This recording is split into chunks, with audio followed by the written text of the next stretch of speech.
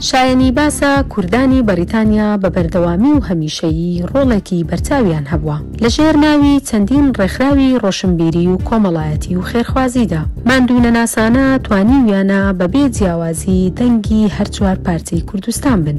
چالاکیەکانی کوردانی بەریتانیا پێک هاتوون لە ئاهەنگ و یاد و بۆنەنەتەوەییەکان و کار و چالاکی خێرخوازی، هەروەها هەڵوێست و خۆپشاندان و گربوونەوە و ناڕەزایەتی دەربڕین.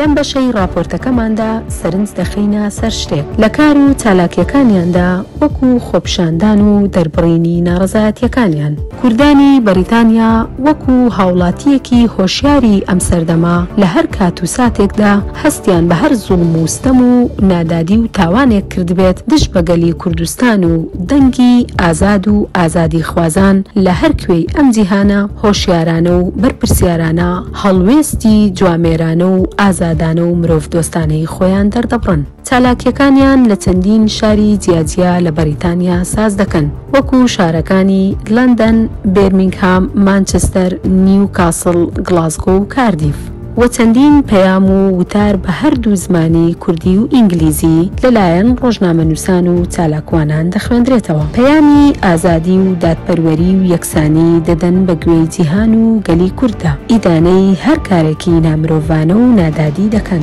دژی زوڵم و ستەمی دەسەڵاتی تاکڕەوی دەوەستنەوە. هەروەها یادی شەهیدانی ڕێگای ئازادی دەکەنەوە و پەیمانی بەردەوامبوون نوێ دەکەنەوە. ساڵیادی شەهیدانی نان و ئازادی بەرز ڕادەگرن.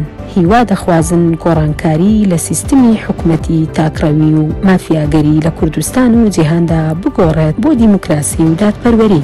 دەسەڵات ببێتە دەسەڵاتی گەل و میلەت هۆشیار بکەنەوە و هەروەها دوژمنانی ئازادی و خائینان بدرێنە دادگایەکی دادپەروەرانە. BK4 کورد لە هەر کوێ بێ کەناڵی BK4 لەوێیە. کەناڵی BK4